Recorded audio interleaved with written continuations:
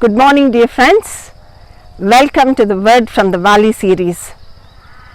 Yet another day we need to dwell on the burning bush, because the Bible allots almost two full chapters on the burning bush incident. So that's why today also we are going to learn about the burning bush. What happened on the Mount of Horeb. We brought you to another beautiful mountain peak so that you will get the feeling of mountain Horeb. As I said, Horeb is 7,200 feet above the sea level, and this beautiful mountain of Kashmir also is almost the same altitude as Horeb. So since there are almost two chapters, Exodus 3 and 4 are allotted for the burning bush, so yet one more day we are going to dwell on the topic of burning bush. As you know that God had a long conversation with Moses, because this is the first time. We must understand that this is the first time God is appearing to the human being. It was long time since God had an encounter with human being. You remember, it was Jacob, last time maybe he heard, and then Joseph was a dreamer. God spoke to him through dreams, but God spoke through voice, his own voice, to Moses almost after 150 or 200 years later. So that's why it was an amazing experience for Moses. And as Moses was astonished to see this burning bush and seeing all these, and God was conversing with him, speaking to him, telling him about the future, telling him that he has chosen him as the leader to lead the Israelites out of Egypt. Moses had lots of excuses. I think it's quite natural, isn't it? So Moses said, Lord, they won't believe me. First thing is, he said, they won't believe. The second thing he said, they won't obey me. And the third thing he said is, I'm not eloquent. I can't speak. I have a stammering tongue. I'm not an eloquent speaker. And the next thing he said is, I'm not at all qualified. Lord, please send somebody else. So he had lots of excuses, in spite of seeing the great things which are happening in front of him. The burning bush is speaking to him, and his staff is turned into a snake and back to the staff, and his hand was put it in the chest and turned leprous, and when he pulled it out again, it turned normal. So all these wonders are going on simultaneously. But at the same time, Moses was saying, Lord, it's fine, all this is fine, but Lord, it's too much. And one more great declaration God makes us. Moses asks, Lord, when they ask me, who sent you? What should I say? This is the most beautiful statement in the Bible. Go and tell them, I am, the God I am has sent you. Whenever I think about this or read about it, the great I am, tell them that I am a God of the present, and this is how I am to be remembered for generation to generation. This is what God told Moses, that you have to remember me as great I am. Yes, indeed, he is a great I am, and that is what God told Moses. And at the end of it, when you come to the 4th chapter of so after seeing all the miracles which God has performed in front of his face, and then after hearing God's voice for a long, prolonged time, And the burning bush must be still burning like that, because the voice of God is coming from the burning bush. The bush is still burning, but Moses had his own excuses. He tried to give lots of excuses, and the end of it, he says, after all the excuses, he says in the 4:13, Exodus 4:13, he says, Lord, please send somebody else. Send someone else. So that is when, actually, I think he's tested the patience of God to the maximum extent. And 14th verse actually gives me goosebumps. The Lord's anger burned against Moses. But he's a merciful God, because the word of God says his anger lasts for a moment, but his mercy, his faithfulness lasts forever and ever. It's a long-term gift for us. That is the nature of God. He says that my anger is only for a moment, but my faithfulness and my love and mercy will endure forever.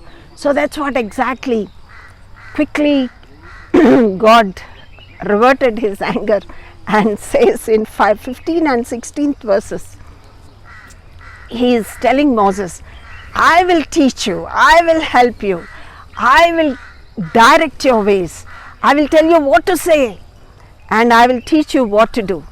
I will tell you what to say, I will teach you what to do. These two things are the amazing things God always tells his children who follow him, who obey him. He will say, I will tell you what to say, and I will teach you what to do.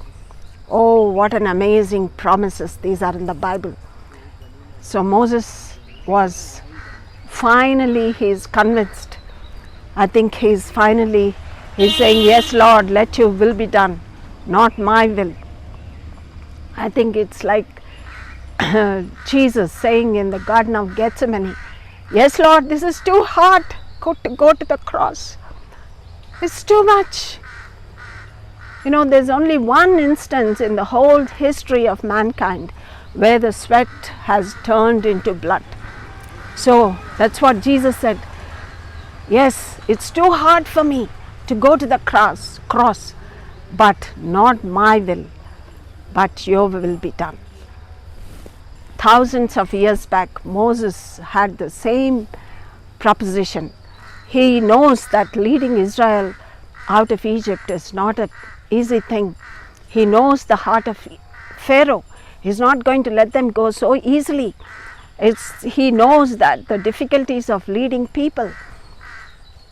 But as he yielded himself and said, he did not say, yes Lord, I'm going, but when God told him, I will teach you, I will help you, I'm preparing Aaron, your brother, he will come and meet you. Aaron is going to be your mouthpiece. So all these things, when he couldn't say anything, he just bowed down. I'm sure he fell prostrated in God's presence and said, here, yes Lord, here I am, send me. And that's what we see in Isaiah also. When Isaiah saw the glory of God, he fell prostrate and said, here I am, send me. And we come to the 20th verse. He bids goodbye to Jethro before that, his father-in-law. As I told you, Jethro is a very mature man. When Moses came and narrated the story to him, and when he said, I have to go back to Egypt, Jethro said, yes, peace be with you. Yes, please go. So in 20th verse of 4th chapter, Exodus 4:20, he set out with his wife and his children, and he took God's staff with him. When I read that, it's such an amazing statement. He took God's staff with him. When you have an encounter with God, You're not only that, you turn a burning bush. Whatever you're holding in your hand also turns into an instrument of God. You know, till now it was an ordinary stick, a staff to guide the sheep, to direct him, to give him support when he is climbing up these mountains. It is just a stick. But now the 20th verse says, he took God's staff with him, because even the stick became a God's instrument. Dear friend, this morning I want to encourage you. When we obey the call of God, whatever you touch, whatever you use, it becomes an instrument of God. When you have the fire of God in you, when you become a burning bush for Jesus, you know, many things which are negative will turn into positive, and powerful tools in the hands of God and in our hands, because He gives us the power. The power of the Holy Spirit will be given to us, and we will do great things for God. So this is what I want to leave this message with you about the burning bush, what it has done to the life of Moses. And this is the same thing God is speaking to each one of us this morning. He's saying, have you been giving a lot of excuses, telling, I'm not eloquent, I'm not qualified, and I can't speak, I can't do this and that, I'm a weak person? There's a beautiful quote which says, God doesn't call the equipped, but He equips the called. God doesn't call the equipped, but He equips the called. Let us yield ourselves and say, Lord, yes Lord, here I am. A beautiful life is awaiting you, and God will equip you to do whatever He wants to accomplish in your life. Let us pray. Father, we thank you, Lord. Thank you for these beautiful verses, words from your word, Lord. Thank you, Father, that, Lord, you call us and you equip us, Lord. You don't leave us like that. You teach us. You tell us what to say, what to do. Thank you, Father, for this great love, for your great patience, Lord. We thank you. You're waiting for us, for your children to respond to the call. Thank you, Father. We are unworthy people to be called, but you have chosen us. You said, you have not chosen me, but I have chosen you. Thank you for choosing us, Lord. Praise you and thank you. We worship you. In Jesus' name we pray. Amen.